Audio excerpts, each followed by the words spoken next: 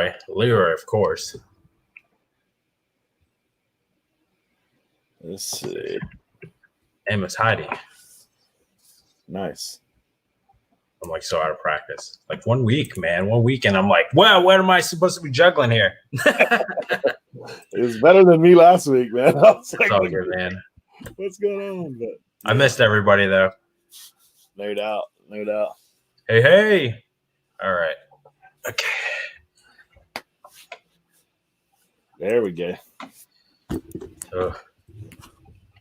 It always takes me a minute to catch up on like there's definitely how about it is the delay today? Do you feel like there's a delay? Yeah. Oh. I don't notice it. But thank you guys for tuning in. I am sorry I missed you guys last week. We had some family stuff come up, so just been managing some of that family stuff and making sure that our family members okay. And I'm sorry to leaving Eric stranded, but I know he held it down the best that he could. I miss you guys, so I'm stoked to get talking some reselling today. Yeah, it's just a little delay. That's good. Hey. I bring diversity to the community. Yeah. Tommy, you know that. 1 week, man. 1 week. But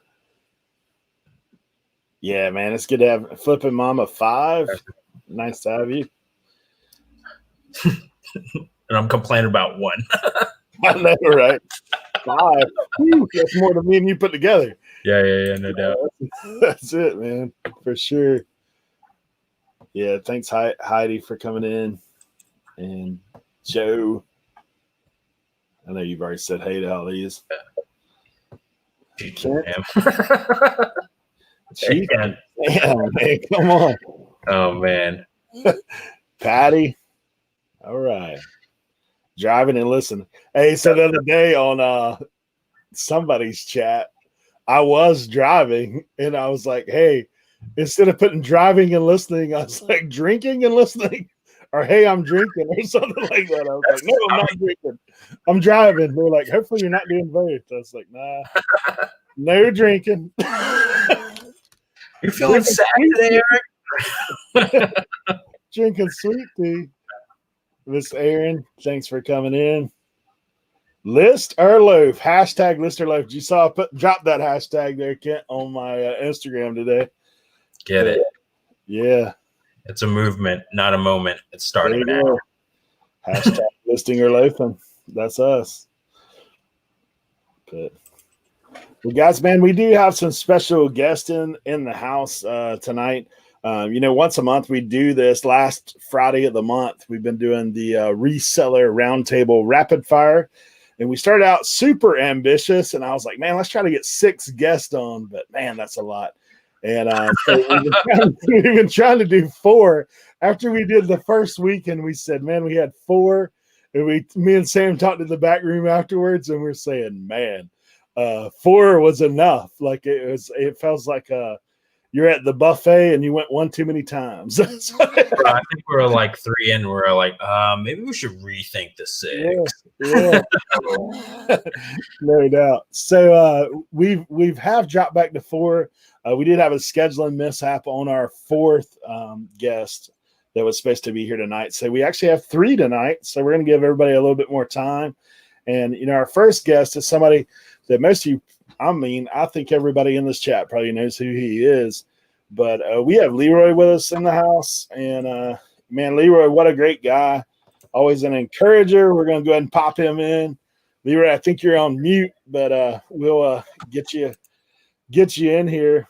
Man, Leroy, blood, sweat, cell, if you see him in the chat. What a great guy. What a guy that he's been doing this thing for a long time. And we're going to kind of dive into the blood, sweat, and cell and see what's going on. So, Leroy, we always kind of start out and let you kind of introduce yourself and kind of what you sell, where do you sell it kind of thing. So we thank you for being here, bro. Hey guys, my name is Leroy. Blood, sweat, and sell. I sell tools. I sell on eBay. I sell at flea markets. I sell on Facebook. Um, I source at estate auctions. I source at flea markets, and I source word of mouth. Nice. I know I actually got a little bit of behind the scenes look today of Leroy in action at the flea market, getting everything lined up for tomorrow, and just kind of talking about where it's at. I know, Tommy's obviously deemed you snap into a Slim Jim. But man, Leroy, he probably could take you down in a wrestling move if he needed to. if you took his space at the flea market, you might be in for it. But no, we do appreciate you, bro. We're glad you're here hanging out. I do want to give a shout out to Dan, man. Thank you for the super chat, bro. Appreciate you being here, and all you guys that have dropped in. So, Leroy, as far as what you sell, I know that you specialize in something that not a lot of us are that knowledgeable about, in tools, man. I know that you're on that tool thing, and you have a good eye for that stuff, and obviously you've been doing it for a minute. So, tell us a little bit about the tools. Like, how do you get into it, and what's some tips maybe for us that want to. I went to a couple of auctions, and they were loaded with tools, and I bought more than I could handle. Drove back home. That was on a Saturday. Drove back home. Went to a flea market on a Sunday, and I just started like learning about them. And people would tell me stuff, and I looked them up, and I've worked in construction for a long time as well. So I do know, a bunch about different hand tools and power tools as well, but I sort of levitate to the hand tools. And once you get into it and you get used to it and you pay attention to stuff, if you don't know what it is and you're into glassware or anything like that, pick it up and just look at it and get an idea of what it is. And that's how you're going to learn. You're going to learn by picking it up and checking it out. Like now, I don't even really comp a lot of stuff. I know what it's worth. I know what I'm paying for it. And if I can't sell it on eBay and make a good penny, then I'll sell at the flea market and still triple my money. You just can't be afraid. And you just got to look at tools as, I'm not sure what they are, but I know what this one is, or I know this name brand, or I see this at Home Depot. When you go to Home Depot, look at stuff. Just try to get an idea of what the prices are and what they're used for. That will be big help on learning different tools. Yeah, for sure, man. I know, like I've shared some stuff that I've picked up with you recently. So, are you dealing more in vintage tools or like the newer stuff? I like to say that I deal with usable, used tools. So, used tools that you can still work with. I know some stuff about some of the vintage stuff, but not a lot. I mean, there's tools like anything else. You can get into some tools that are worth thousands of dollars. Some wood planes, some just metal chisels, some certain hammers. I mean, again, we're just talking hand tools. When you get into some of the power tools, again, trade working power tools, there could be a lot of good money in that as well. Right. I just sold today. I had a 3M. I think I showed you guys in the working chat. I had a 3M tool. I wasn't really sure what it was. I looked at the comps quick and I sold it today for $200. And I only paid $40 for it. And I paid up for it. So it was just something that I've never seen before. So whatever your niche is, just if you've never seen it, investigate a little bit. And if you can buy it cheap for under $10, you've made money on the other side. Just pick it up, and that knowledge that you're going to get from picking it up is worth the $10, even if you throw it in the trash. You want to get knowledge out of everything. So if you pick something up and you're not sure, you won't pick it up again for $10 if you didn't make anything on it. Yeah, that's it, man, for sure. It was just obviously, man. We've had a few people more drop in. Greg, thanks for coming in. Matt Romero, thanks for coming in. Frank, thanks for coming in. I know Heidi asked the question, like, how do you handle like shipping tools? I mean, obviously they're heavier than, like, they're not going out first class most of the time unless they're sockets or something. But like I said, Eric, and we've talked, 90% of my items are first class. there you go, because you're shipping a lot of like sockets and that kind of stuff. Yeah, I mean, but just wrenches, sockets, pliers. But there's a lot of things that are under a pound that you'd be surprised. You'd think that it's over a pound, but it's really not. If it's by itself and it's just a ratchet or a socket, or just like you as well, I sell pots and pieces of stuff also. So you might see something, you might go to a yard sale and there's a Hilti drill or a DeWalt drill, and it looks beat up and it looks a mess, but the charger looks brand new. Well, if you can get it for $5-10, the charger is worth good money. Not good money, but the charger is worth what you paid for the item, and you're going to make a little bit of money on it. So pots and pieces of certain power tools are worth money as well. Handles for certain things, cords for certain things.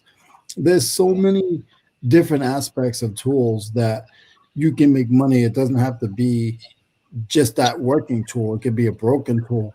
A lot of times, I don't know if anybody follows me on Instagram, but a lot of times I have people that come to me and what they do is they do metal art. So they'll make fishes and giraffes and birds and dinosaurs out of metal tools, and they'll buy certain hammers and pliers and certain shaped tools off of me to make a certain animal or a certain art project that they're doing with metal. Yeah. Matt had asked about that 3M. What was that in particular that you were talking about the other day? I'll let you share because you obviously know more than I do about that stuff. I wish I could. It's already wrapped up, but it's a 3M hand sander for body work. So like if you look at a car door, there's certain areas that they can't sand with even a disc sander. This sander was literally the size of a dime. Yeah. Like the head of it. The head of it is the size of a dime. So any little points that you need to get into in a door, like in a window jamb, or sometimes behind certain areas, they can sand that with this small 3M. It was made by 3M, and I didn't really know anything about it, but I knew I never seen it before. And I can't stress it enough. If you haven't seen it before and you deal with certain niche all the time, please do your homework. Leroy, are there times that like it would make sense for you to like bundle it or versus part it out? Yes. Yep. If you're new in the game and you go to a yard sale and somebody has a whole box of tools, and you can get it pretty cheap, grab the whole box, take all the Craftsmen, put them aside, sell them for $15-20, and then take all the ratchets or extensions, put those aside, any pliers. You can still lot that stuff up. And if you bought the box for $40, well, you sold one lot out of that box. Say you get 6 lots out of that box. If you sell each lot for $20, you're gonna make your money. You're gonna double your money. Yeah. I'm supposed to go look at a family member's garage like in a couple of days, and it's their dad had passed and they want to kind of downsize, and it's all like auto parts and tools, some new and packaged, and I'm like stumbling onto it for free. Message me, and no doubt, man, I'll hit you up. Yeah, definitely, and anybody in the chats can hit me up. I've said it before.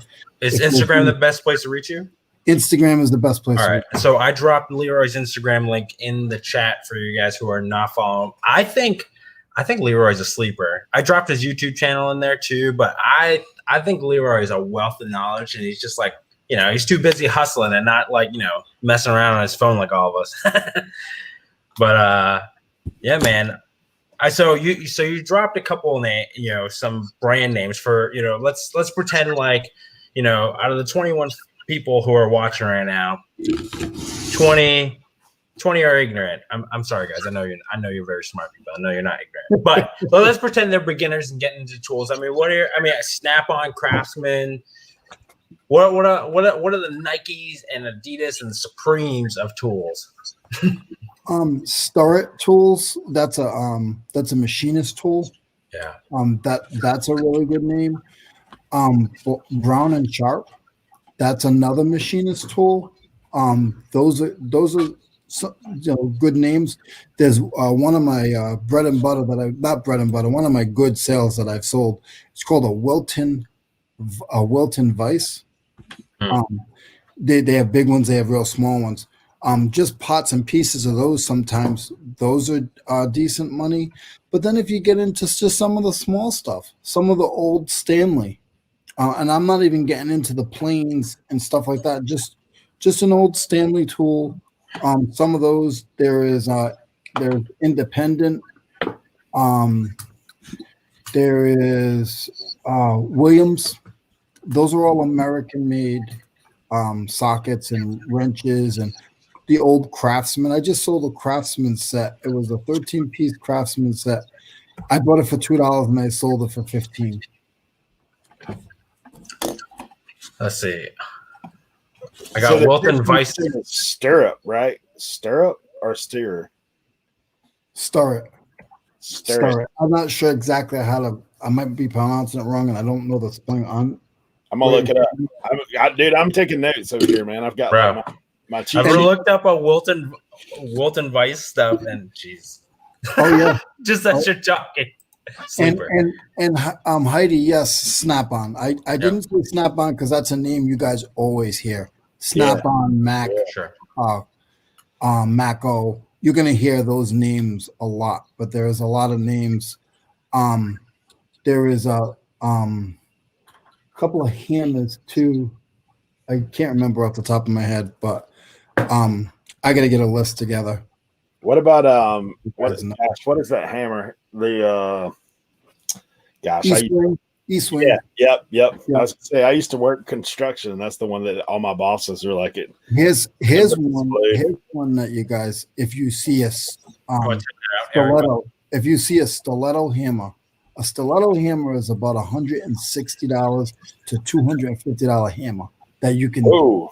Yes. And you'll see them. So you guys got to realize there's a lot of people out of work, and there's a lot of people that are trade. They work the trades, and a lot of their tool belts and stuff. They got to get rid of stuff. Yeah. So they're gonna get rid of it pretty cheap. Goodness gracious, no, it's driving me crazy. This Milwaukee. I said Thor's hammer is pretty good. Man, that's funny. Milwaukee is another one. Yeah, everybody knows Milwaukee, but Milwaukee does a lot of power tools. So if you see Chargers, Milwaukee Chargers are worth, they're worth picking up if you can get them at a reasonable price. I'm not telling anybody to grab any of this stuff for over. Yeah, look it up. Yeah. But it's stuff that's gonna turn. It's stuff that you're gonna turn pretty quick. It's you can't be afraid, and like Sam said, what stuff can you lot together?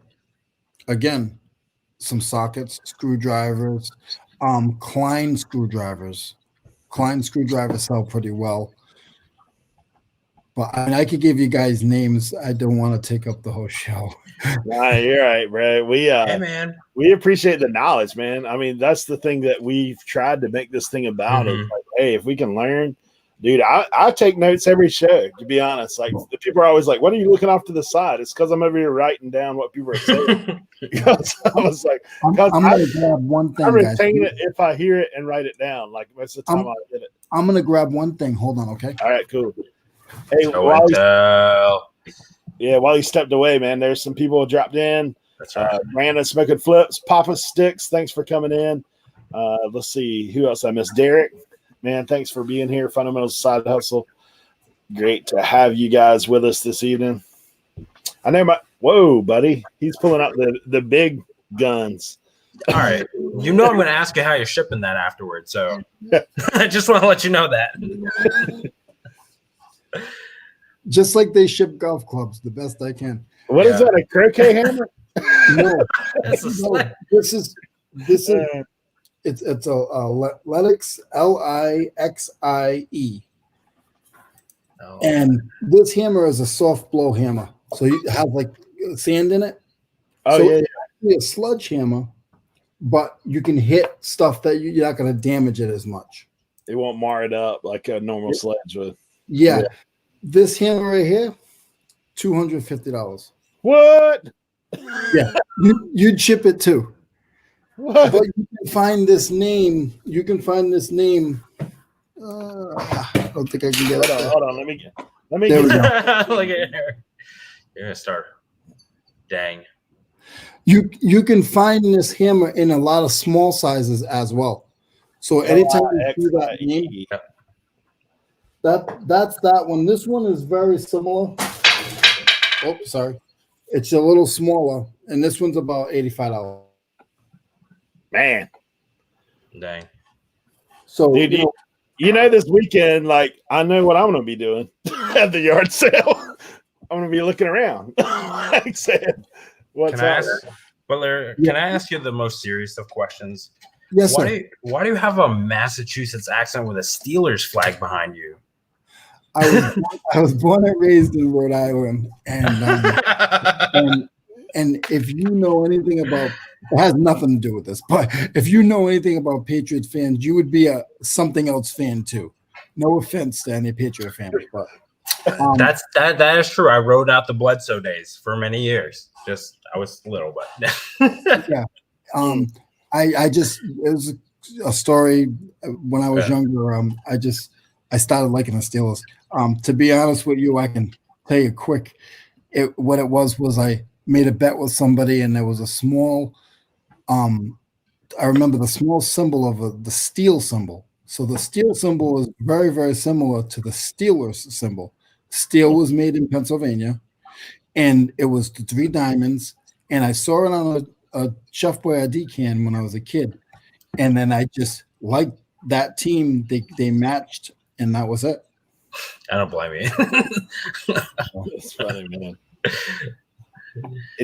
So Leroy, I mean, obviously with reselling, you've been doing this for a minute. Like, obviously YouTube's a little bit newer, but kind of give us a little history on that. Like, how long you've been in the reselling world, and what kind of got you going with it?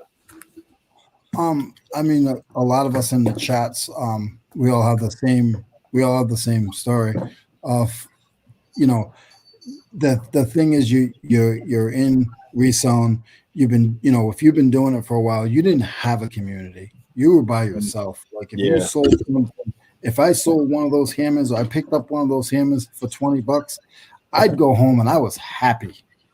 And I'd tell my family, and they were just like, "Oh, that's cool." and being able to have, the community, Eric and I talk offline. I talk with a bunch of other resellers. Those are my reselling family. Like we need to feed off of each other. If we don't want to fight and pick on each other, we want to feed off of each other because, no doubt. Like Tommy's in the chat, and like Tommy said before, it's actually a small community of YouTube. Yeah. And nobody even knows who we are, but we know we can learn, and we've gained a lot of viewers from COVID because a lot of people out of work, and they had no choice but to try to figure something else out. And they see a video that says, "Hey, make money from home, sell used stuff." So that's what they chose to do, and I'm happy. I'm not happy that they had to do it that way, but I'm glad that we were able to get some more people in so we can teach them, and they can teach us as well. For sure. That's it. So as far as for you, so what's next as far as reselling? Is there something that you're like, oh, this is the goal, this is what I'm trying to get to, or just stay at it, keep the grind working.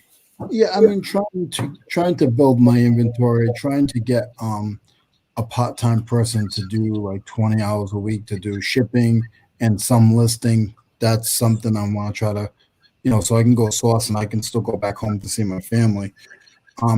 Still do the flea markets. I also do swap meets. If anybody knows what those are, there's a bunch of different swap meets, but I do auto swap meets. So it's like a glorified flea market, and they have just vendors from all over the place. They have them at car shows. They have gun swap meets. I mean, you name it, they have those swap meets. And I'll go to a swap meet, and there'll be 1,000 vendors, and even just to buy there, you could buy there and make, a lot of money. So I like to do the swap meets as well. On the YouTube side of it, I will be doing content. I do plan on doing content. Just building that up. I'm learning the community before I dive into it. A lot of people do it the other way around, but I'm just trying to learn the community and learn different tricks and who I can sort of have around me if I get a bump in the road in YouTube. Yeah. Well, man, for you guys that aren't subscribed, like I said, Leroy does not have any content on YouTube right now, but there is this sneaky little thing. Like if you get to 100, you can go live. I do know he goes live on his Instagram, live from the flea market. So keep up with him on Insta, but go ahead and hit him up on that YouTube and see I have 63 subscribers. That's what I'm saying, man. Hit you up to that 100. A live's pretty easy to go on. It's not the way to really do YouTube according to YouTube, but obviously we all get to hang out, and that's great. So that's why we do what we do. But we appreciate you for being part of the community, Leroy. And obviously, as far as on our end, I know I speak for Sam as well in this, dude. If there's anything we can ever help you with, we're nothing but a reach out. I mean, obviously we've talked out offline, so feel free to reach out if you need something. But man, we appreciate you for coming on, and we've got our next guest already waiting in the back room. So we're gonna thank you, Leroy. You got any final words for anybody? Any encouragement or? I just want to say thank you to you guys first of all. Thank you to everybody in the chats. If I haven't been active in the chats, it's because I'm on StreamYard with these guys, and I will jump in the chats if anybody has any questions. And just everybody, keep up the good work, and don't be afraid. Just keep moving forward and try to make yourself better. There you go. I got you. Thank you, Leroy. I appreciate it, man. Thank you guys. Take care. All right, Leroy, man. Take care. We'll see you in chat. So our next guest is one that, man, she brings something to the table that not a lot of people are as comfortable talking about, and talking about mental health and talking about a lot of the stuff on the backside of reselling. We're all people, right? And we all have ups and downs and trials and tribulations and great things that happen as well. And honestly, out of all the people that I know in the reselling world, her TikTok game is on point. If you haven't seen it, you should check it out. I did not put the link in the chat, but I should. So we're going to welcome Miss Emily Conway. Thank you for being here. I put you in.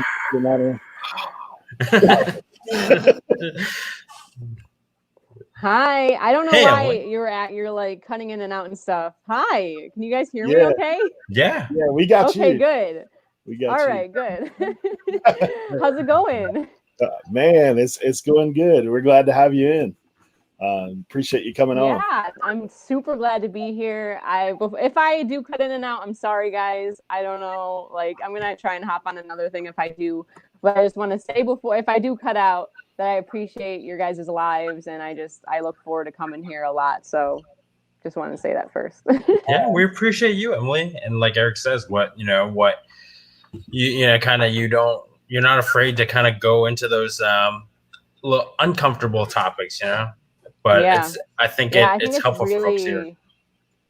Yeah, it's very important. I guess as somebody who has struggled, it's like I know what it's like to not have somebody there for you. So I just want to be there for you. You know what I mean? Yeah, for sure. That's it. So I know that feeling of having a struggle and doing it alone.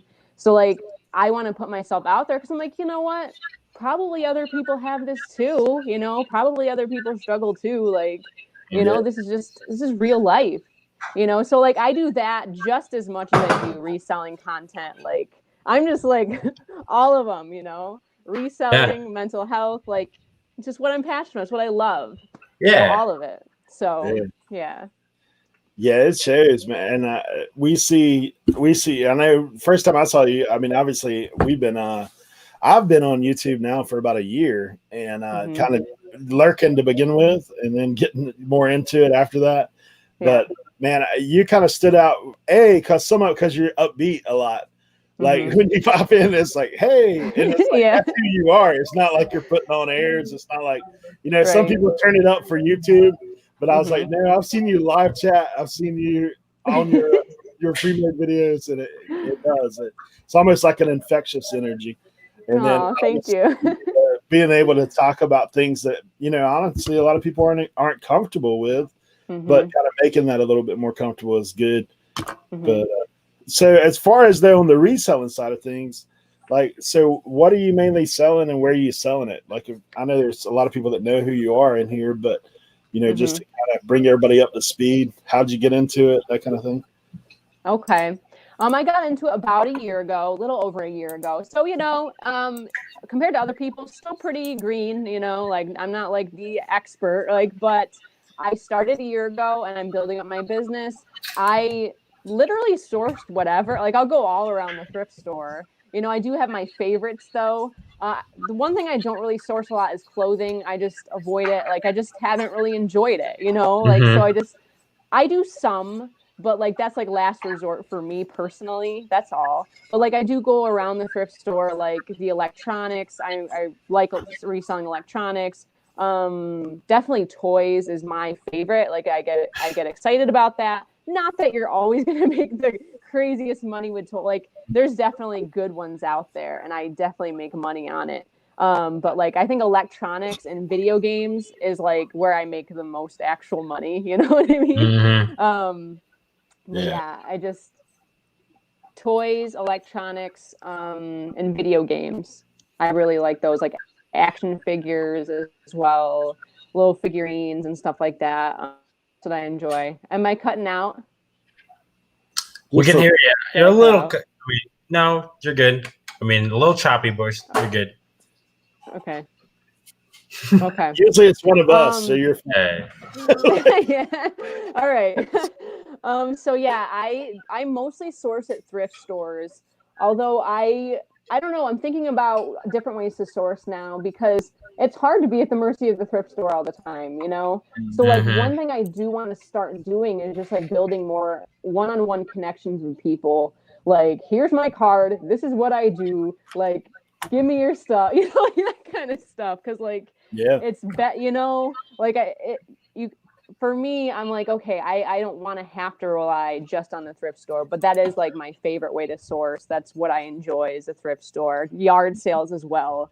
Yard sales especially, probably the most is yard sales. So well, most of the time, highest return at the yard sale, and plus, if you like interacting with people, yard sales are like, for me, it's one of those things too. Like you get to kind of interact with the person doing the sale. Like I like the banter myself. Honestly, I like the haggle a little bit. Like for me, you know, I'm learning because I'm such an introvert. Like you wouldn't know from like YouTube and stuff, but I do like. It takes a lot for me to like go and like be extroverted in someone's face in public, like a stranger. You know what I mean? Like I just don't. You know. So like I'm learning that skill though, and I'm learning to embrace that fear I have of like haggling or like, you know, and I'm learning to like get through that and to be more like, no, this is part of my business, you know. So I do enjoy that, like pushing myself to do stuff like that, you know. Yeah, it's good. It's funny, like I know Sam, like obviously culturally, you know, he could tell you like in other parts of the world, that's like the ordinary. Like no one goes in and play. And I've traveled a lot myself, so like you go overseas, dude, you walk into a convenience store and pick up a soda, and it's negotiable. Like you can be like, Oh yeah. yeah, I only pay like $1 for this. You're asking $3, I'll give you $1, like that kind of thing. Yeah. So I guess for me, it's Yeah, I can't hear you. I don't know. Cutting out. I don't know. You got me. I'm gonna try and get on my laptop. Okay. I'm gonna see if I can get on my laptop. Okay, sorry. You're Feel good. free to do so. We had some people drop in the chat while she's getting rehooked up. Yvette, Yeah. nice for coming in. And somebody else I saw. Did I miss somebody? I know I saw somebody somewhere. Star City Picker. Thanks for being here. Hey, Appreciate Rick. you coming. Well, Sam. Well, yeah, I mean, you weren't kidding though. You're talking about like I think we had a conversation about what was it, kids in South America? Like part of their education is learning how to haggle. Yeah. Like, you think about going to the bazaars in India. No doubt. Those guys, man, part of haggling is walking away. But getting creative in your haggling. I think I told this story and I can't remember which live it was, or if it was here or if it was in one of the listing lives.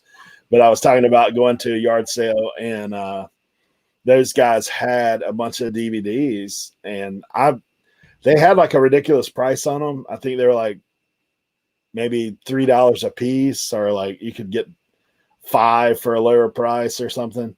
Mm-hmm. And so they had like 150 there, and they had a VCR combo over there that I'd already looked at. But I was like, man, I was sitting there talking to people in there, and we were talking about how is it that how are you going to sell that in the 2 hours you got left at this yard sale? So what I did is I actually just went in, and I walked over to the lady. I said, how much would you take for all of them? She's like, I don't know. There's a lot over there. Like, how many you think's there? I said, well, there's like 150. I've done counted.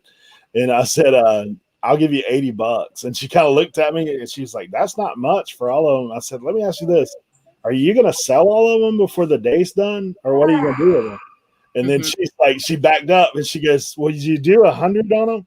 I was like, I'd do 100 if you throw in the DVD VCR combo.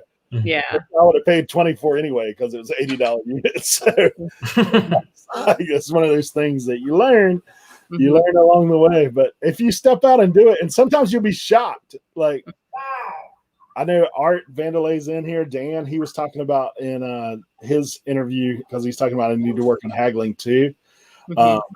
It's one of those things. I think he was with Jeff the other day, and they were talking about that. And I was like, sometimes at a yard sale, it pays to pick up more items, even if those items aren't super valuable. Because you can get 10 for the same price you'd get 2. Like, that's just how it works. Yeah. Very true. Very true. I mean, I think too, you have to like, it's such a mind manipulation thing too, like having to act like you're not that interested. And then you're like, I don't know. You gotta put on this song and dance. Like, it is like this little like back and forth, like, oh, that much? Are you sure you can't do? But I mean, occasionally you'll do like, look, it's $5 each, or I'll cut you a break, 25 for 5. Like, what? Yeah, that lady. Somebody. Go ahead. I was going to say, this is what I'm trying to do now, just to see what happens. Like, it's kind of like an experiment for me, is to just tell people at yard sales what I do. Just like see what they, you know what I mean? Like, just to be like, how are they going to be? Like, so far, someone was like, you need to make money. I don't mind. You know what I mean? That was great. And I got that connection. He knows, like, I do what I do. Here's my card. This is literally like, I'll buy your stuff if it doesn't sell. Like, I'm trying to be more forthright with like, this is what but it's hard with like certain people. I don't know. You sort of have to like feel out the person. Like, will they be able to handle this or not? Yeah, usually some of that, like, too, if you'll listen. I mean, if you just listen a little bit to the sale, like what I do is sometimes if there's stuff I'm interested in, I like to hang out till somebody else checks out. Like, just to see kind of where they're at, like where is there some room there? Like, can I, or like if everything's priced, you're in a little tougher spot unless it's the end of the day. But it's just out there loose. They've got 2 or 3 things priced. Like, there's definitely some play. And then honestly, for me, like, this is some little tips that I use If it's guy stuff and it's a lady out there, I'm like, like Leroy was talking about tools earlier. If it's a bunch of tools, Yeah. I'm asking the price of those tools. That That's a good point. That's a good point. Like, if it's like pink or something Yeah. like that, I'm going to the dude. Like, how much for this? How much for that kitchen stuff you got right there? I don't care, $1. You know. Like, Yeah. Well, that's the thing too. You gotta be like, okay, this is like, this is the demographic of this person. Would they know a lot of knowledge about this? Like, that's why a lot of people are like, well, you want to find Pokemon cards at like a mom's house who has their kids stuff, yeah. Because they don't know. Out of here. Just get it out of here. Like, yeah, exactly. You got to make sure the kid's not around though. Yeah. Because the kid sometimes knows what it's worth. It's like, because I've been like try to haggle with a mom, and they'll check in with the kid like they don't want it for that much, or they don't want it for that little. They want more. I'm like, yeah. Well, you kiss my butt, kid. I'm like, I'm gonna pay you $300 your original Xbox. Right. Yeah, that's one of the things. But you bring up a good point with sharing what you do. I mean, I don't do it with absolute everybody. Yeah. I do, and it honestly it works out more times than it backfires. Like, yeah, that's the thing. It's like, so yeah, just like anything, like doing sales, like, hey, want to buy my stuff at the door? Like, people are gonna reject you a lot. Like, I think it's kind of not like so much like that, but it's like you're gonna get that rejection sometimes, and it's gonna sting, and like we don't want that, But it's like that's okay. It's fine. Like, you're gonna get rejected. It's embrace it, like, because all those times people are going to say yes, yes, yes, so much more worth it. More than makes up for the rejection. Yeah. Even just one connection that you can have that's steady. That's what I want. That's what I want for my business. And that's how I plan to scale up, is to make those, local connections and things like that. And if you kind of suggest some things you're looking for, like, hey, do you guys have any action figure stuff? Do you have any video game stuff?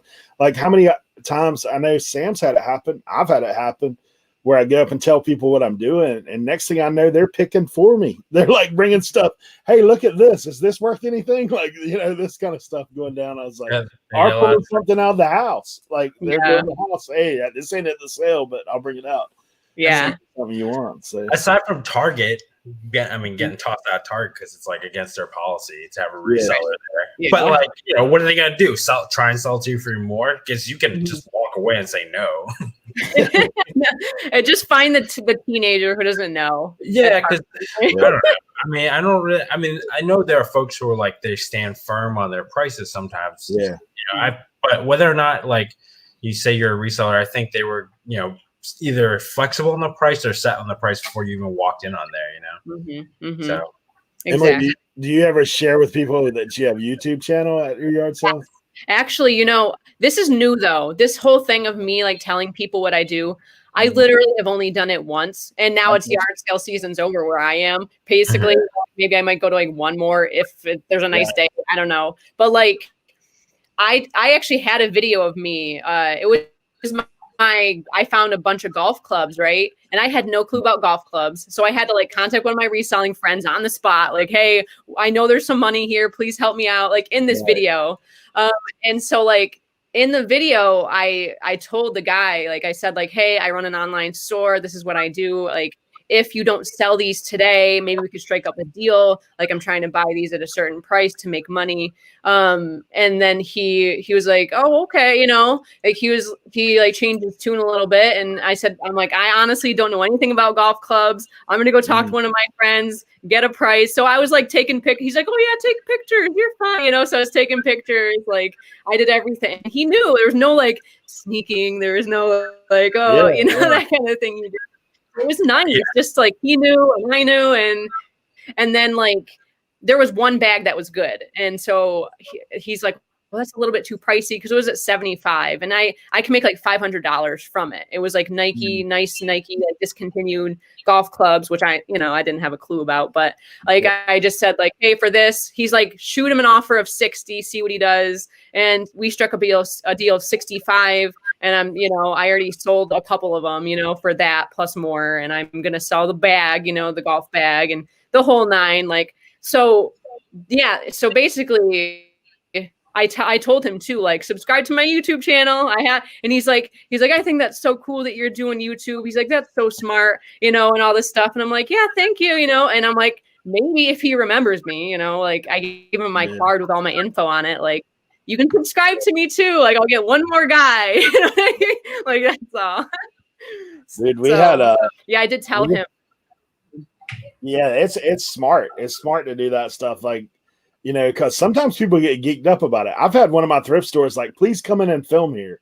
Like, that kind of stuff. So I did. I put them on. They were stoked on it. They actually watch all the time. Yeah, it's like, cool. I'm like a little famous. Yeah, it's kind of crazy. And I had one yard sale this past summer that I went to, and then like a few weeks later, they had another yard sale. And I guess I didn't remember the address, but then when I pulled up, I was like, oh, this is that same people. And so I talked to them about having YouTube. I'd give them a card.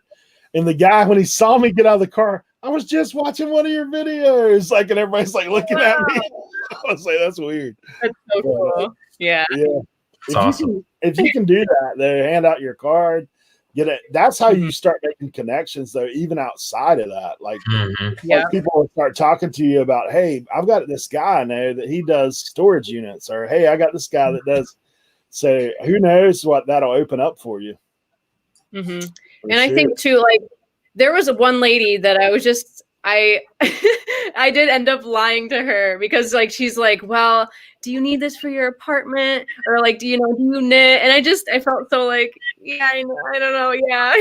Like that kind of thing. So like, there's definitely like, I don't think you're going to understand moments too, you know what I mean? So it's not like I'm bold every time, but I'm trying to be more fearless in that approach, Some people are more some people are actually more receptive when like, hey, this is going to go to a great home. Like, like I've picked up antique stuff like that. And I was like, this is going to go to a collector, like somebody who's going to cherish it. Like, honestly, I collect everything till it sells. That's how I am. But I don't really have a personal stash. Yeah, I hear you. I put it. It's a cognitive dissonance to like be a collector and a reseller. Like I don't know if I could, because it's like, which one is more strong? My desire to resell it or collect it? I don't know. It's like, it's hard. Yeah, collector turns one step closer to a hoarder, I think. Yeah.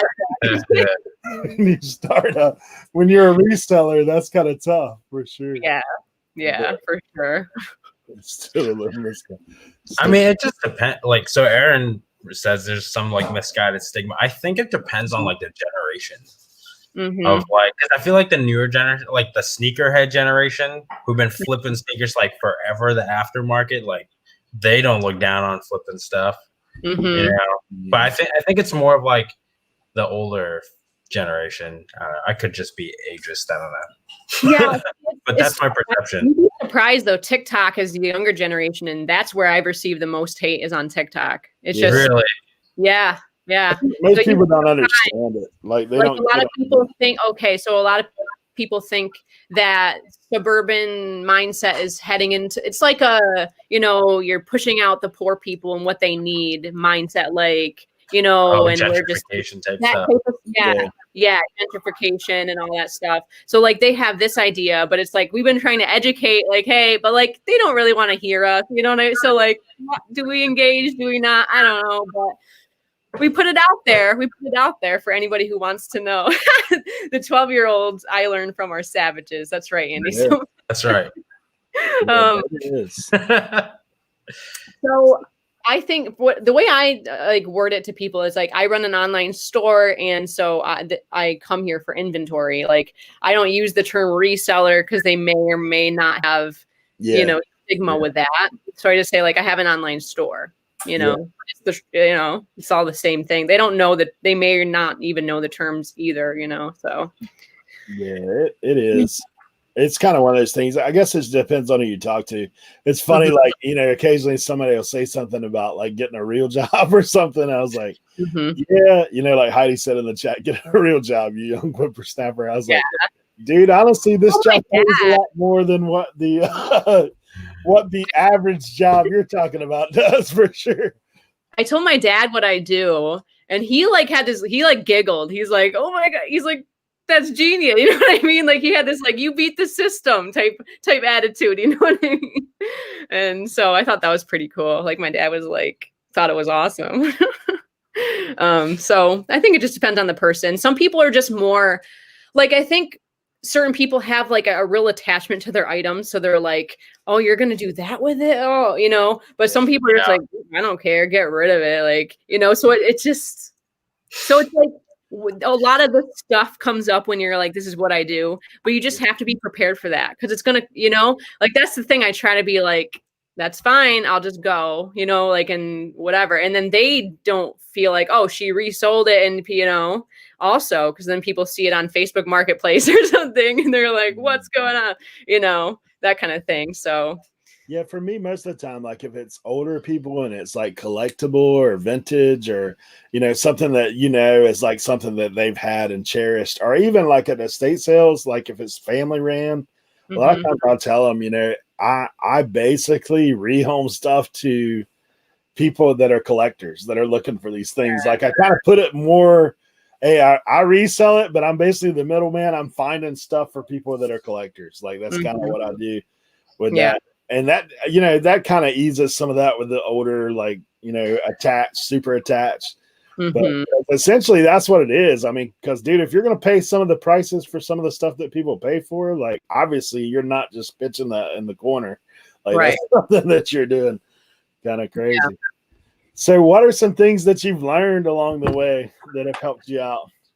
I've learned so much, like with reselling and being on YouTube. Like I've learned, first of all, just so much knowledge about items. Like just, I can't even tell you, you know, it's such a wealth of knowledge I've learned. Like I can't sit down and be like, this is everything. So like there's just alone, you know, definitely just like we were saying about rejection and about like hard feelings, like, you know, especially on YouTube, you know, you get those thumbs down or you get those mean comments or like picking apart your face or like whatever. Like you just learn to just like, this is what I do, take it or leave it.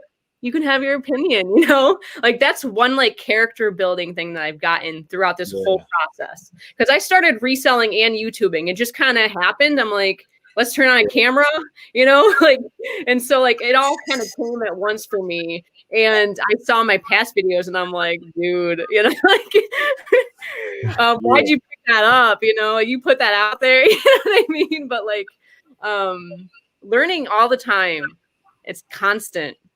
So yeah. That's kind of what we were talking about earlier with Leroy. Like we're both sitting here writing a list of what part, what thing did you say? Like, I'll be using that this weekend. Like, I mean, I'm going to go out with my list in my pocket saying, is this what tool? But I know. Yeah. And it does help to have lists. And it helps to have the connections, you know, like I've learned how to make connections with people. I've learned a lot about, you know, how important community is, like, you know, and this community is really helpful. Like, for example, with that golf club, like you know, my friend Thrift Golf over on Instagram, he helped me out like in a pinch, you know, and it's like learning to lean on other people. Cause I always like, I can do everything on my own. And I think we as entrepreneurs have this spirit of like, let's do it all, you know, which is good, but also like just, hey, I might not know everything and I can lean on someone, you know, and that's okay, you know, that kind of thing too. So, I mean, that's why, like, you know, when we kind of talk about like the community and stuff and family, I like see each other as like colleagues, not so much like competition. Cause like, you know, if I run into an issue at work and I get stuck and I don't really know who to turn to, I'm going to maybe talk to somebody with more experience in that department. You know what I mean? Like, well, I mean, I could be an idiot and try and struggle through it, or I could save some time. But like, it also, you know, I think too, it goes to show your people skills, because it's like finding the people that is reliable and you can trust, and also, you know, like having that type of relationship where they don't mind like giving that stuff up, because some people are like they'll keep that information close and they don't want to be bothered. Very true. Yeah, and that's fine, you know. Like, but the thing is, I feel like we're in an information society, so there's a couple things going on with that. So like the information is out there. It's just how hungry are you for it? Because it's not the most fun thing to, like, it's not always fun to just like, let's study tools today, or like whatever, like, but it's so beneficial for your business. And you're like, I'm so glad I studied it. Like, you have to like work, you have to study. It's a constant learning experience, and you have to remain humble and like, hey, I don't know everything about this category. Like, let me learn from you. You seem to know more about this, or how to list too. I know one of my friends like was just coaching me on how to list groceries the other day, because I'm like, I don't know groceries like that. Like, help me out, dude. And so I could have been sitting on those groceries forever if I was like, I'm a good, but I'm like, hey, I'm not the best. Like, help me out. You know what I mean? And that's okay. It's okay to admit that too, because then like you would avoid so much hassle that was unnecessary, So. I was in a chat the other day. I think it was Tommy's, to be honest. Like, I think we were talking about how, some people do have that competitive mindset, but man, if we all work together, like, imagine how much better it'd be for everybody. Cause like, if you think about, obviously, like, I can't go and list stuff at your house for you, or, vice versa. Nobody's coming here. But that whole thing of, man, if your reselling game gets better and whatever platforms you're on, you become a good seller, and you're driving people to that platform either through YouTube or social media, or the more people we drive to the platform, the more people, like, I used to own a Subway for a while, and Subway's all about, hey, the brand, like, you got to do all this stuff and it has to be the same everywhere you go. But if we as resellers kind of start having that more of that mentality, hey, I can help you out. It's not going to hurt me. It's actually going to help me in the long run. Yeah. But a lot of times too, when you teach, you learn. But then the other side of it is if you're putting out better, reselling content, if you're putting out better reselling it, on those platforms, it's ultimately a reflection of me too. And what I do is a reflection of you in those platforms as well. I mean, it's not like it's a massive impact, but it does have a massive impact on us, like within our community. You think if people are pushing each other and coming together, man, how great can it be? Like, it gets better, for all of us. Yeah, absolutely. Absolutely. Another thing that I was thinking too, oh man, what was I going to say? Because I had an answer for this lined up before I came in. I'm forgetting it, Right. That's always how it goes. It's horrible. Yeah. And I thought about it and I had it, and now it's gone again. It's okay. It's fine. It'll come. Yeah. You'll be like, hey, that's what it is. Yeah. Hang on. So what are some thoughts for you as far as going forward? Like, do you have goals? Do you do goals? Do you like? Yeah. So I have a few. One thing that I've been working on for me is to just have a better sourcing and listing schedule. So like, my goal is to list my whole death pile, which actually I'm going to be doing a challenge starting in November. You'll see it on my YouTube channel, but it's about just listing what you have in your pile, just like challenging you to list what you have. And that's for me, because like my goal personally, which it is other people's and maybe it is or isn't, but like, I want to have no death pile. I want to be able to source, bring it home, list it, and put it away in one day. You know what I mean? Like, that's my goal. So that's the goal I have. Like, is to just, hey, list it all when you get home, while you're still excited about the items, Another thing is to probably double my store, because right now it's been a struggle keeping it past, because like sourcing has been difficult for me. Like, I was working literally one day a week and just trying to bust out as many thrift stores as I could, because I'm a stay-at-home mom too. But like, I'm like, how maybe I can work it and bring my kids, but it's work, if you have kids. Yeah. So I'm like, and they're getting older, so I'm like, maybe they'll be able to. So I'm going to try it. I'm going to try to go with the kids and source every day if possible, if I can manage it, and we'll see. We'll just see if I can get home and list during their nap time, and that kind of thing. So that's and I want to be able to source more to double my store because it's just, I keep selling stuff, which is great, but it's like, I want to like push past these numbers. I want to, you know what I mean? Mhm. So definitely doubling my store, like what's in my store will probably be good. So are you taking your goal like smaller chunks? Like are you breaking it down saying, hey, I want to get here. I know if I list this many, I can get there, working the numbers. Or are you just kind of... Yeah, I'm just like, I'm going to work every day. I'm going to list this much every day, which I'm trying to push myself more to list more every day. It's a good solid time for me. I don't know about other people, but for me, it takes a bit to like put all the detail because I'm on eBay primarily. So it's like all the item specifics, all, for every single, like, I'm trying to get faster so then I can list more. So I can be more like boom, boom, boom, get it done faster, So that's just literally muscle memory after a while, so I just have to get those listings up, have to like get faster and just more efficient with it basically. So then I can like, I'm listing like 5 a day, but I want to get up to more than that for sure. Like I was inspired by you talking about it, Eric, the other week, like you should have higher goals for what you list in a day. Like, I don't know what that is necessarily. I'm just like doing a little bit more every day to see what I can handle, Yeah. Now, do you format, like, because everybody lists a little different. Like I do it all on my phone and I do like picture description list. Like, I mean, I do it like that. I know there's other guys that take a slew of pictures and, have drafts.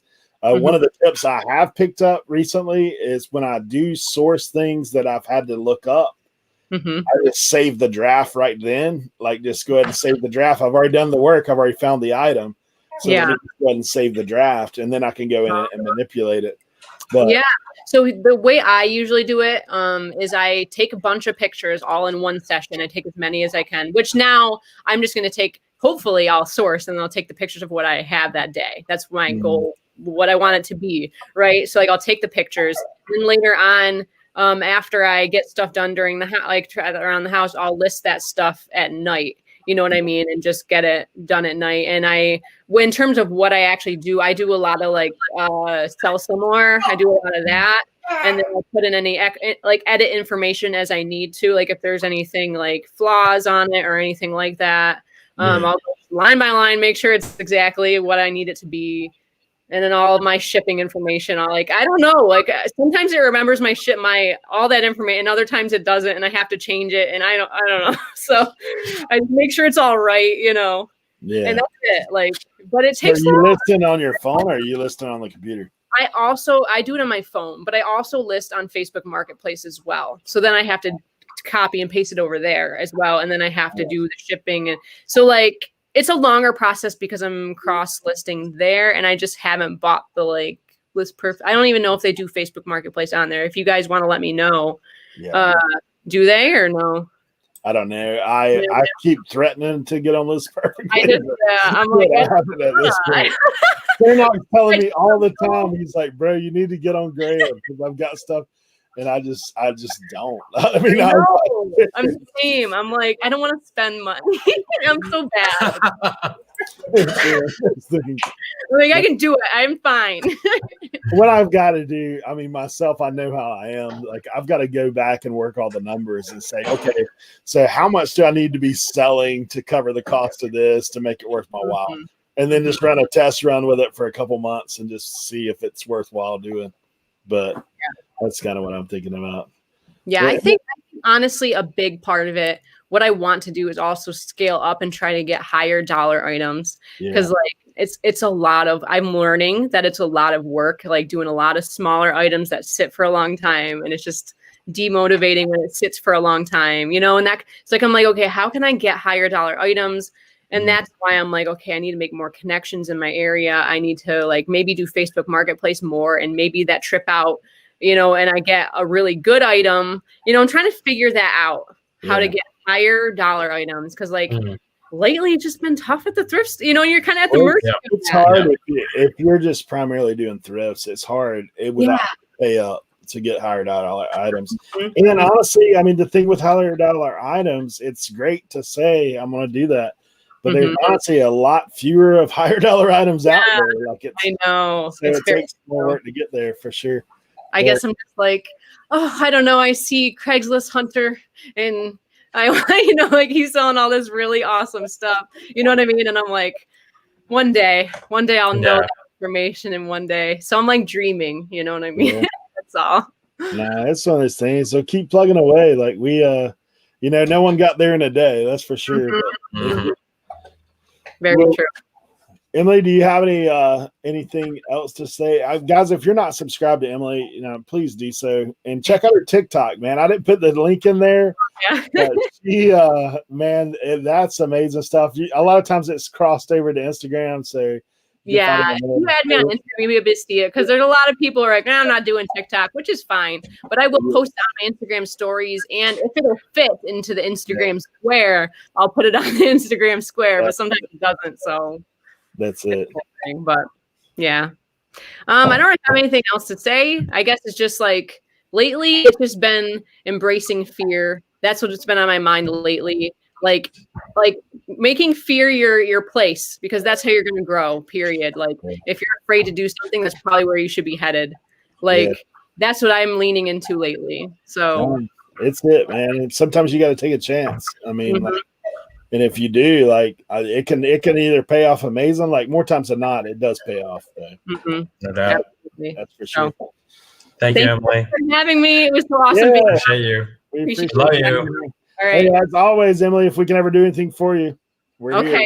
I will remember. I'll remember. Hey, if you need some inspiration, drop in on Tuesday, and I'll be listing my tail off in there all day. Yeah, I hear you. I know. All right. Bye, guys. All right. Thanks for coming in. Hey, we do want to recognize some people in the chat. Mr. Bizlot, man, thanks for the super chat. Yeah, Emily is awesome sauce. I know there's a lot of guys that have popped in that I haven't recognized. Greg is back in the chat. Thanks for coming in. Mike, thanks for being here. Mike actually runs a thrift store here on the beach and is a reseller as well. So he's got the best of both worlds, picking for a living. Thanks for coming in. Do appreciate you being here. We have one more guest this evening, and we want to go ahead and bring him in. This is Lewis. He is Cali reseller, and he's going to be joining us and talking a little bit about this reseller journey. How you doing, Eric? How you doing, Sam? Hey, man. Hey, brother, how are you, man? Doing good. Well. Busy Friday. Yeah, man. Lots going on. Yeah, man. But I'd rather be busy than have nothing to do. So, no doubt. There you go. We got a little Dapper wanting to interview you there, Ezra. He's found his voice in the last week, man. He can't. He's been talking in his sleep. Oh my gosh. Anyways, how you doing, man? Good. They're doing good, man. This Q4 started off pretty good, so can't complain. That's good.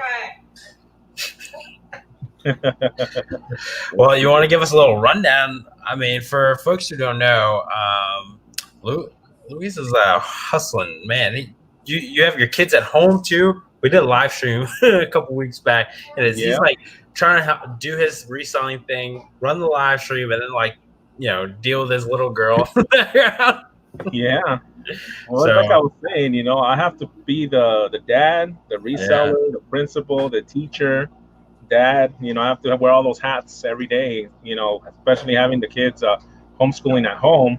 So I got to juggle a lot of hats in that same little bit, sometimes I got to pack stuff or, print labels, and I have to kind of do it all. Yeah. No doubt, man.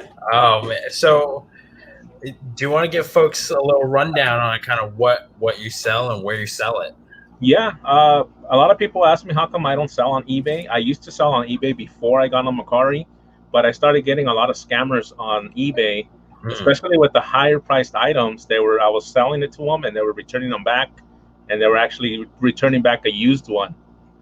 And there was a lot of back and forth with eBay and PayPal, and pretty much eBay was siding with the customer, even though I had proof. And it just became, when it started once a week, and it became twice a week, and then at one time it got to 3 times a week. So I said, okay, you know what? I think I need to give this a break for now. What the heck were you selling?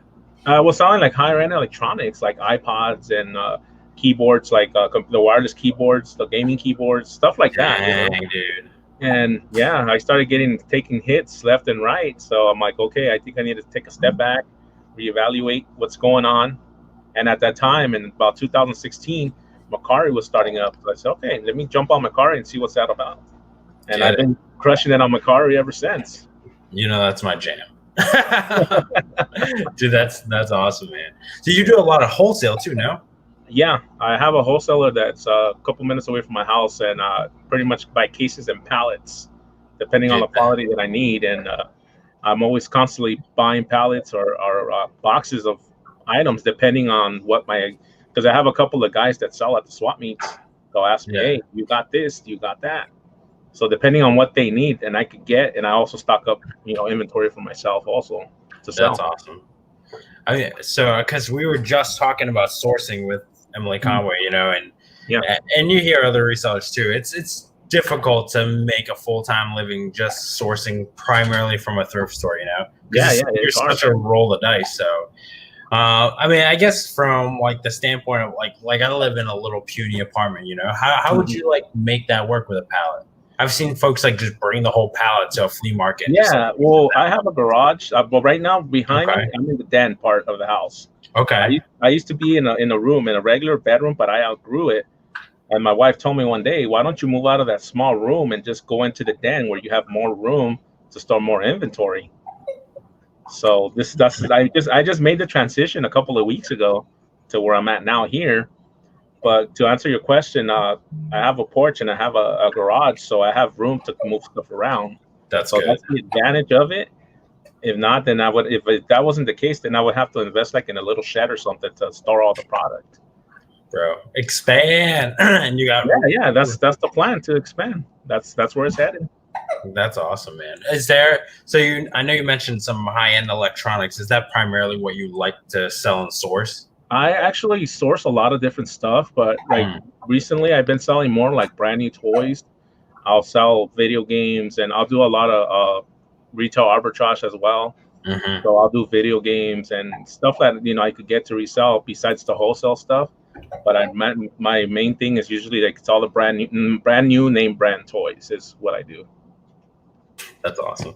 I mean, shout out to your wife, Matt Ramirez. Correct. Your wife is awesome. Yeah, she's a hard worker herself. She's a nurse, so her schedules are always hectic. But I mean, she's been my number one supporter ever since I started doing this. So that's awesome. I'm a very lucky man. Does she set any ground rules with you for bringing the stuff in the house, or she doesn't mind it? It's like she says, you know what you're doing. As long as you're bringing it out, she knows it's coming in, it's going out at the same time. So it's just pretty much just moving the inventory around a little bit, because there'll be times where I'll bring in a couple of cases, and within a couple of hours, they're going right back out. So she doesn't really say much about storing all the inventory. She knows what I'm doing, and like she says, the only thing she always tells me is make sure you eat, make sure you get enough rest, and don't overdo it. Bro, that's all she tells me, man. That is so fire. If I could give her a superlative for like most supportive actress, I would give it to her. I don't know. That's one of the things man, it's kind of crazy. Sorry, guys, I had to take a important phone call. Oh, good, man. No problem, man. Real life happens. Yep, exactly. Well, I mean, so like for some of the folks who are on eBay, and how, like, I guess what are some things you learned from that whole scam experience besides leaving the platform? Were there anything that you were trying to put into place to kind of prevent that stuff from happening? Yeah, I mean, just like when it started happening, when it happened the first 2 times, I'm like, okay, I'm gonna have to take some other measures to kind of protect my end on it. And I started doing taking the pictures and taking video with my phone when I was actually packing the item, and actually showing the model number and all that, showing that it was brand new. Right. But that didn't even work either. That's crazy. I sent them the proof, and they said that I got the email saying that they sided with the buyer, and I lost the money, and that's what happened with that. So But like I said, just because I had a bad experience doesn't mean everybody else is going to have a bad experience. Right. Have you had that happen with Macari at all, though? No, I've never had an issue with Macari. Which is funny. Yeah. Because you Uh-uh. hear a lot when I got in, was starting to do research on Macari. That's like what I would hear stories about, like, oh, it's like scam central, blah blah blah blah blah. Their customer service sucks. I will admit that. Yeah, I agree with you on that. You're right on that. I mean, I've had people, I've had creepos reach out to like my wife when she posts a breast pump and like, dude, like 7 messages in the row, like from 7 different people, exactly like the same like conversation. Mm-hmm. And then like Macari would like delete them and take them down. Like basically, they would be like, hey, I'd love to take this conversation off of Macari. And then they would like send you chunks of their phone number. Yeah. For you to reach out to them and then they'd be gone. Like, Yep. No, that does happen from time to time when you get the messages like that. But I just don't deal with it. If it doesn't have something to do that they're interested in buying a product through the platform, then yeah, I'll entertain it. But if not, then I won't even bother with it. Your daughter's creeping in there behind you. Yeah. I know, I saw her. That's what Sam was talking about earlier. When I do my lives, my son or my daughter, they'll pop in and say hi real quick. Yeah. That's no problem, man. Yeah. I'm YouTube famous. I know you're right. What do they think about you doing YouTube? They think it's great. They're all like, Dad, how do you like doing this? I'm like, yeah, it's fun. I get to meet a lot of new people, a lot of good friends. There she is popping in. Yeah. So yeah, I mean, it's awesome. Say hi real quick. Hey. Yeah, I got to meet a lot of cool people and meet a lot of other resellers as well. So I mean, it's been awesome being on this platform. Yeah, it's good. There's my son. Yeah, but it's been awesome. That's awesome, man. Andy's trying to give you his phone number in the chat. His name is Sujit now.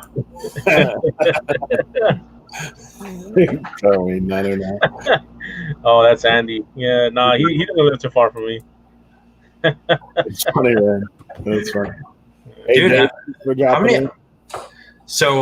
many items you got in your store? You're dealing with pallets and stuff. Are you selling a ton on Macari? Yeah, and that's one thing that I was talking to Louis earlier.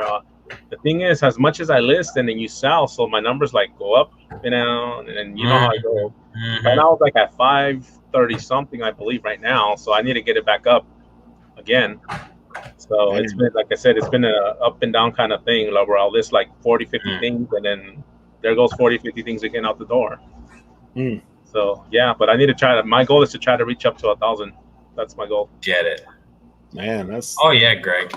Greg's like, I didn't know they let you sell stuff. I've been watching Eric too, so he motivates me more to do it more. So Eric's been a machine. Yeah, I'm up over 15. Anybody lists like Eric, that's for sure. Yeah, it's. I mean, I admit that sometimes it is a grind, but like for me, I got stuff that's like I listed a bunch of those parts again today, man. Like last night, today, like I'm trying to knock out a couple boxes, like 80 boxes, man. I'm like, dude, I've got to get this stuff up before Christmas. Like I want to be done with those boxes. Mm-hmm. It's one of those things because I'm listing the stuff I have on top of that I've been buying, and then. Lord, I've got the mountain of electronics over here that I need to do something with. So I'm listing out a necessity, man. It's got to happen. Yeah. Some of these things. But, hey, it's been good. I mean, the other day you guys saw in that thing, I actually sold a couple parts for like $80 a pop. And so like, boom, boom, like right back to back. I was like, that's what gets you up in the morning. Yeah. But one of those things. Yvette would like to know if you've had issues. Like, have you noticed issues with Macari with stale listings? No, because every time I'll list stuff and I'll leave it, and I constantly check up on the item. I know that's something. I don't know if everybody does that, but I do. When I list something, I have a habit of maybe after 2 days check up on the listing to see where they're at. And to see what's going on with them, because on Macari they have the thing where you could promote it and you could drop the price either $1 or $2, or it does it for you where it drops it like $5-6, But I'd rather do it manually than let them do it, because if you push the go, they'll drop it down to like $4 or $5 sometimes. So Yeah. Do you do the smart listing thing? no, Yeah, neither do I don't do the smart listing. It'll just keep going and going, and I know. it sells something for like $3 or $4, and you're like, what Yeah. happened? Yeah, cut it out, Makari. Yup. But yeah, I completely agree. You know, there are ways. I mean, you know, ultimately you can always just like deactivate it and then like create a brand new listing and just put yourself in the front of the traffic. But you could also just, you know, promote it. Yep. Do you differentiate promoting to likers versus just in general? Like some of the stuff, like I said, since I do mostly toys and stuff, so I always kind of see the familiar people that are kind of like returning customers. That's one thing I've accomplished with Makari, that I have a lot of returning customers. That's awesome. So, and it's funny because I'll get the order and I'll see the name and like, oh, they bought from me again. You know, it's awesome. And I always like to write a little note to thank them, and sometimes, you know, throw in something extra just, you know, as a thank you and stuff. So that's why they keep coming back. So are you? I mean, I missed the first part of the conversation on that phone call, but are you cross listing as well, or are you just keeping it there, Makari? No, I do Makari, Facebook Marketplace, OfferUp. I got on Bonanza also. And like I said, right now locally with OfferUp and Facebook Marketplace, it's been insane. I've been having anywhere from 8 to 10 sales almost daily. Wow. So that's just on toys. So are you driving all over town, or are they doing porch pickup from you? Yeah, no, there's a shopping center down the street from my house that I always meet them up with. So that's where usually the meet point's at.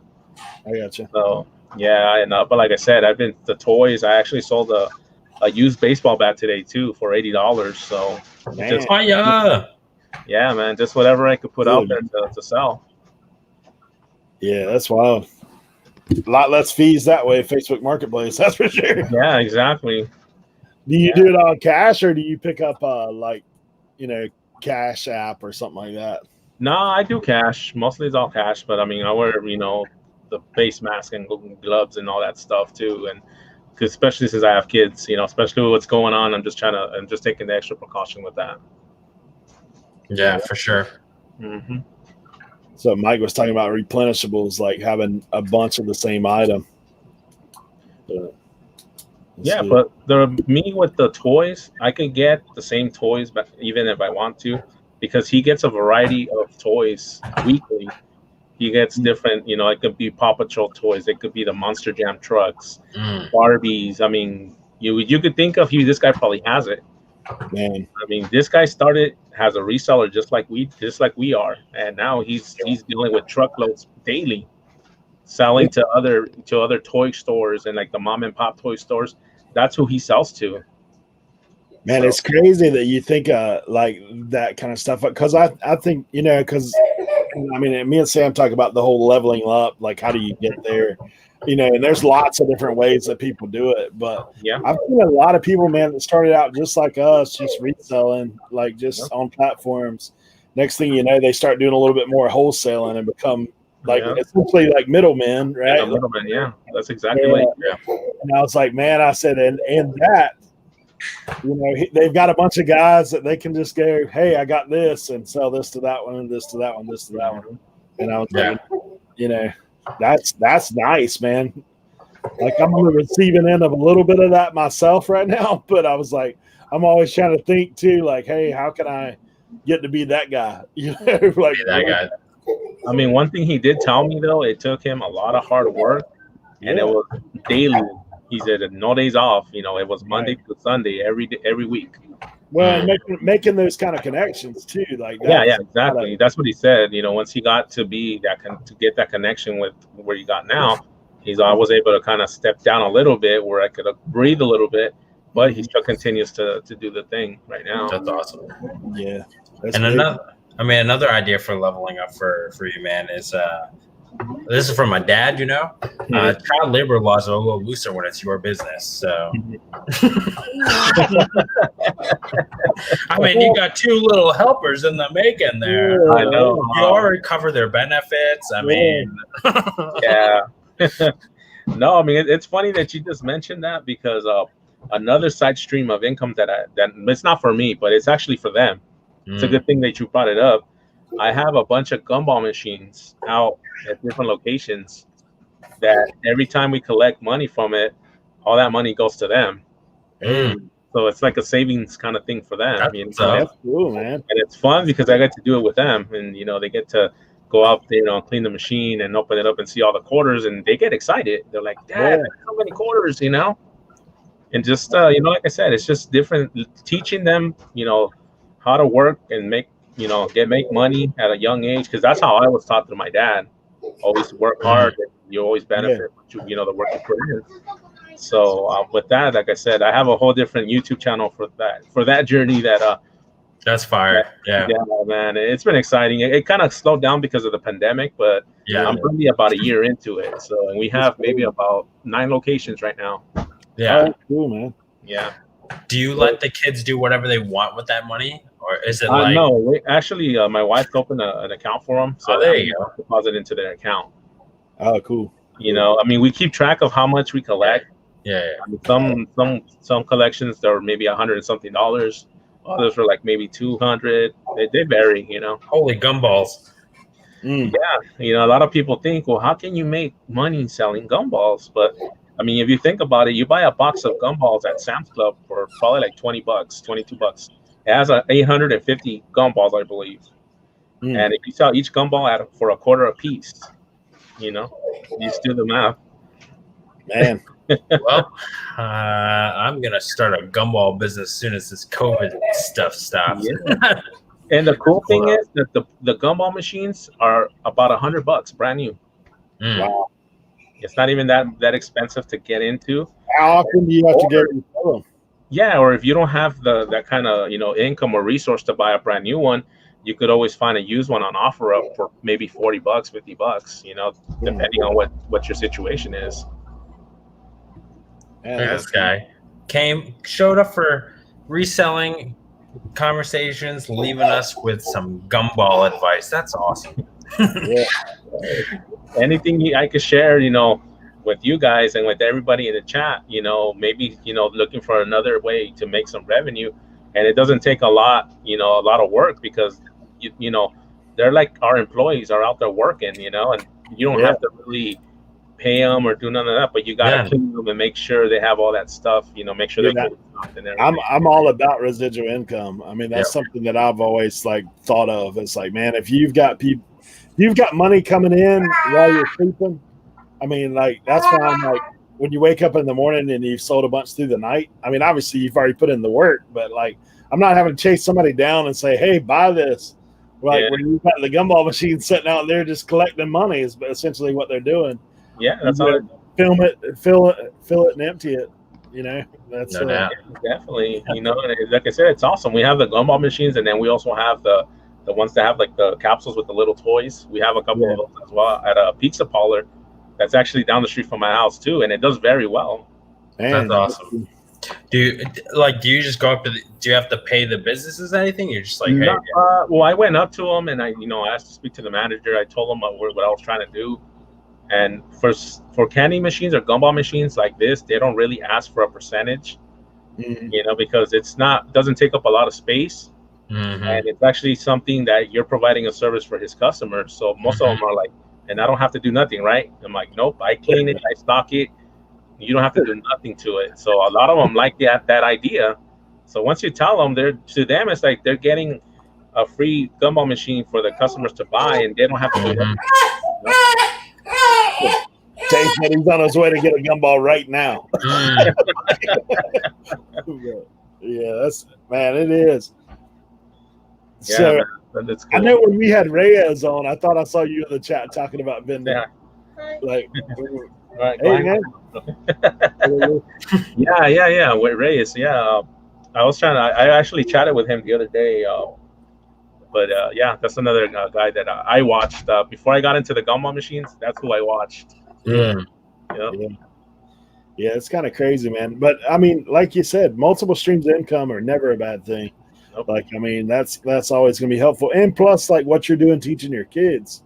Like, I mean, that's great. I always have great respect for guys who are teaching basic economics at that young age. Like, hey, this is how it works, man. If you put in the work, you can do it. Yeah. And I think that's what a lot of us hear, man. I mean, we've recognized that, hey, if you just hustle, you can do okay. Like, there's plenty of ways to go around, traditional, because we all have that mindset that a lot of people have kind of forced on you, saying, hey, no, this is the cookie cutter. Like, you've got to go about things this way. But man, there's a lot of ways to do well. Definitely. So, that's cool. So what's next for you, Lewis? Like, what do you think as far as down the road reselling and down the road? Like I said, I'm gonna keep pushing forward with the reselling, and to my point right now is what I want to get to become the middleman and start supplying other resellers with inventory. That means pallets or cases, all that stuff. That's my next level up, like you guys say. So that's what I'm working towards to right now. Looking forward to seeing that journey, man. Yeah, so man. I'll even some Q4. Yep. So if you need some Q4 toys, I can hit you up with some boxes. I know, right? Yeah, man. I mean, toys, the good thing with toys, they sell all year long. So even if you invest a lot of it, they're still going to sell, because toys, it's a never ending market. Yeah. Yeah, that's great, man. The only problem I have with toys is making sure my kids don't get into the boxes. Yeah. That can be a problem. So most of the boxes I got to keep in the garage just so they don't go through them, because some of them have the Mattel or the Hot Wheels stuff on it, Oh, bro. It's insane. There you go. But man, you got anything going on this week? Like, what are you got somebody on your show or anything that you're No, I usually to later on I'm gonna go live. I have a Friday night hangout that I just do live. Just we just kind of talk about everything, just to hang out. We'll talk about Q4 reselling, everyday stuff, just to hang out. What time are you dropping that? I go on at 9:00 my time, which I know it'll be a little late on your end. Yeah, 9 o'clock Z time. Yeah, exactly. Yeah, some late night Cali folk. Hey, do you mind if I ask what your gumball machine channel is? You said you had. No. I'll put it on the link on the chat right now. I drop Lewis's channel, YouTube channel, in the chat, so you guys check him out if you haven't already. And he will get the gumball channel in there. That's cool. I follow a couple of vending machine channels and like laundromat channels, just out of curiosity, Yeah, man. But I knew a dude in town, man. He ran 2 laundromats, and he looked so broke. But he was like always driving like a Porsche and stuff. But he was like, you would not believe the money I would just bring in from just a laundromat, a couple washing machines. Yeah, they make money.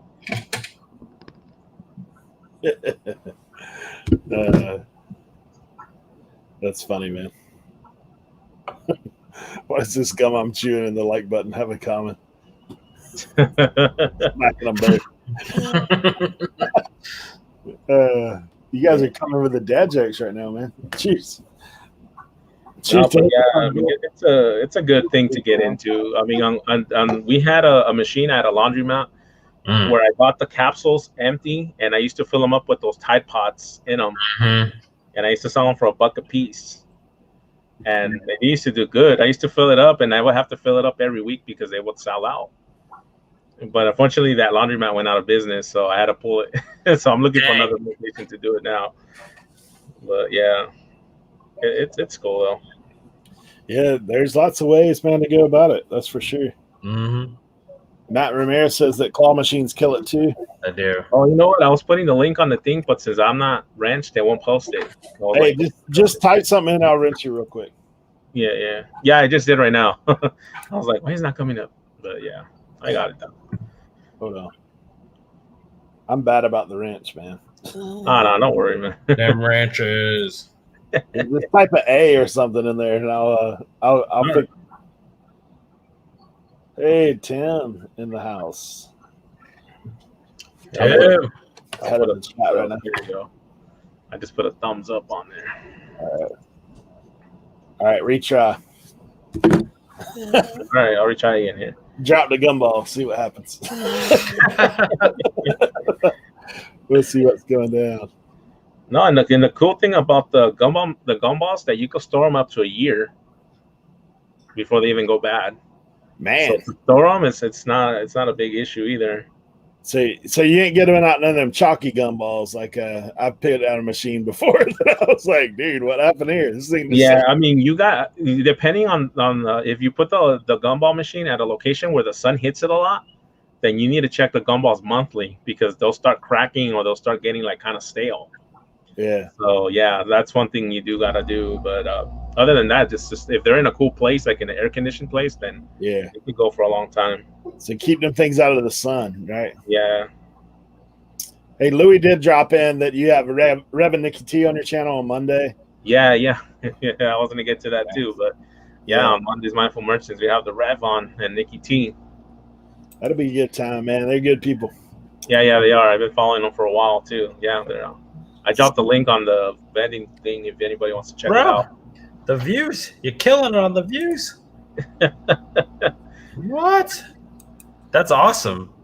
Yeah, man. It's just like I said. It's fun. I like doing the gumball side of the thing. It's just fun for me, especially to do it with the kids. It just makes it. Yeah, no doubt. Yep. Hey, I mean, whatever you did with that, that 1.5K video you put out 10 months ago, do that some more. Yeah. Yeah, like I said, we really started. So with the whole pandemic happening, a lot of the places shut down. So I haven't really been able to collect anywhere. And I mean, some places have reopened. I'm actually going to go to a couple places tomorrow to collect the quarters and check out the machines because even though that they're close to the public, but all the drivers that are coming, like Uber Eats drivers and all that, they keep pumping quarters in there and getting the gumballs out. So it's still income coming in. That works. Yeah. Man, that's cool, man. I do like the fact you have the kids involved in that too, because like I like Commonwealth Picker, with his kids. Like now, man, they got the full blown merch store going. Yeah. But they those guys, I think it's great and important to teach your kids about economics. Like I really do think that that's something that, when I grew up, we had home economics at school and it was different.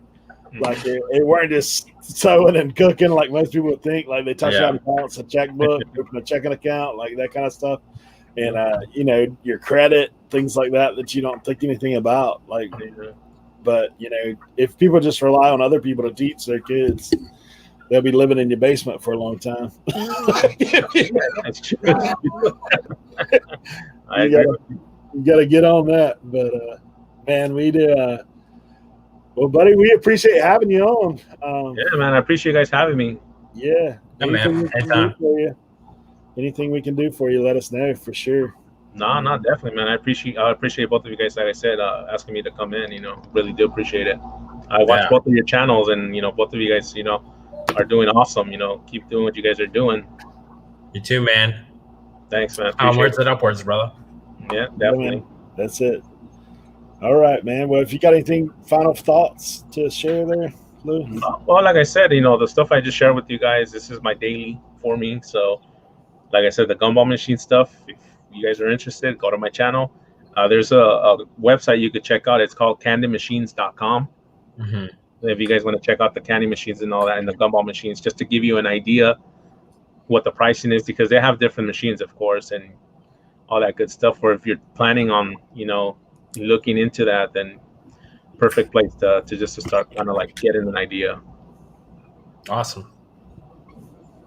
Yeah, I'll check that out myself. That's added to my list. Hey, if you're not subscribed to Lewis, man, make sure you get on that. Both them channels. If you want to check out the vending machine stuff, and then obviously he's got a reselling channel. They have Rev and Nikki T. So make sure you drop in there on that. We do thank you for being here, bro, and we'll be checking you out. Depends on how late I'm up. I might drop in and say hello or something. But I gotta go tomorrow, so we'll see. Yeah, if you can, man. No worries. Like I said, at least I got to hang out with you guys for a bit already. So yeah, we appreciate you being here. But we're gonna get you out and say our goodbyes. Thanks for coming in, bro. All right, guys. Well, obviously, we do appreciate all the guests that we've had this evening. Man, some great resellers there. So we So much info tonight. Holy I smokes, know, man. man. I've Dude, got like a full sheet right here of notes dude. over here. Definitely go and rewatch. Well, we got tools, info on tools, gumball machines, sourcing, mental health. Man, we're all over the place tonight. But it was awesome. Negotiating at the yard sales. Negotiating, dude. Yeah. How to promote yourself, how to even go about, should you tell people you're a reseller or not? Yeah, that's it, man. That's it. So Sam, you got anything going on this week? Man, I'm gonna just listen, hopping on some YouTube if I can, and doing some daddy stuff. There you go, Rick. Yeah. There you go. You got anything lined up for tomorrow? Like any sourcing opportunities, or you kind of? So I kind of got exposed to somebody who was tested positive for COVID. I got tested today. I feel fine, but I'm trying to be a good citizen of the United States and staying away from people for at least 2 weeks until I know better. When are you supposed to get results? What's that? It was a 2-day turnaround for the guy who tested positive, so it's been pretty good. I took the test this morning, but so I should get back negative. Yeah, they'll make you positive or negative. They'll recommend the. Yeah, that's the thing. I'm already 5 days into quarantine. I haven't really left the house. I have to ship and pack stuff for a face mask and gloves and alcohol and stuff like that. Thank goodness, from the farm, I just have a lot of alcohol, rubbing alcohol to sterilize stuff. So I'm just trying to be extra safe. I don't know. I get really sketched out, just in case, I am positive and I'm sending this stuff out to people. So I don't know. I don't really drink or anything like that. And I'm too tired to go party, so I don't really care anyways. Yeah. Give me an excuse to get some listing done anyway, huh? Yeah, no kidding, right? So how about you, man? Man, got a little bit of stuff going on. Actually, I have to go get a tire mounted on my car tomorrow because I came out this afternoon and had a flat. So I'll be doing that first thing in the morning, one of those things. Yeah. I was going to try to hit up some sales tomorrow. There's a few in our area, but we'll see how long the tire thing takes because that might hinder me a little bit with that. But other than that, man, I did, which I'll be talking about it a little bit more further down the road. But, man, I did launch my merch store, so that was cool. Hey. It's actually down in the bottom, no pressure. But we got some cool stuff that I had somebody do. Yeah, there is. I won't Billy Mays you by any means, but we do appreciate all you guys for coming in, man. Obviously, listing live on Tuesdays, guys. If you're not on that, I'm going to try to do something a little different this week. I think what I want to do is put it out there. Not a hey, you absolutely have to do this in order to come on, but man, set some goals up for yourself, and when you come on, we'll just hammer those things out. Like, hey, I'm in for whatever it may be. I'm in for 20. I'm in for 10, whatever it may be, just to kind of keep one of those things. Brian, the merch link is down below in the description all the way down at the bottom. Below everybody that you should subscribe to, that's where it's at, where it belongs. But and there is a promo code for all you guys for 15% off. So get it. One of those things. Teespring, so they print it up, ship it out to you. But Mike, I need to stop by y'all's place. I haven't been in there in a minute. Mike, I can't say your last name, but he owns a thrift store here on the beach. So they were featured in one of my videos. If you want to check them out, Mission Thrift. Or if you're down hanging out on the Outer Banks at any point, drop in and say hello. But other than that, man, just another week of listing and packing and shipping and hopefully getting a couple of YouTube videos put up. I did sell my Lakers starter jacket, and so I just dropped that on my Instagram earlier today. That was a cool sale. So the sporting goods buy is still paying off. So that's awesome. So that might be a part of my next video. Nice. Other than that, hey, we appreciate all you guys that came in and hung out. I know there's some that dipped in here at the end. So thank you guys for dropping in. Josh Flip Fun's Fine, thanks for coming in. Allison Vintage Land, thanks for coming in. Thrift Raider, I don't think I got a hold of you yet, but thank all you guys for dropping by. I do appreciate Danica. See you in there hanging out. Yeah, man. But yeah, so Tuesday, if you need some motivation, inspiration, come on by, man. I'll be on usually 9:30 a.m. to about 5:30 p.m. We'll be listing live, and we'd love to let you be a part of that. Come in. I mean, let you, like you have to ask permission, but just come by. And we'll be there working, hanging out. You have to ask me for permission. I give hall passes to a street yard. Yeah. You have to call and get the secret code. But yeah, we appreciate you guys though. My new T-shirt by then, so we'll see that. Thank all you guys for being here. I do want to give one last promotion, and that's to Dante, Prison of Prophets. He'll be our guest next Friday night, so you guys will not want to miss that. Dante's all over the place, bro. He's on the road. He's thrifting. He's hitting some mega hauls. I saw his one today where he got these candles that were like mega score on the Instagram there. So Dante will be here hanging out next week, and we're looking forward to that. Also, as always, like Reseller Rapid Fire Roundtable, the last Friday of the month. So this coming month, we have one guest secured already. If you want to be a part of that, haven't been on here yet, reach out. We'd love to have you. So other than that, y'all have a good evening. Thanks for being here. Good night, guys. Good luck out there sourcing tomorrow. Hopefully you hit some home runs, and y'all have a good night. Onwards and upwards.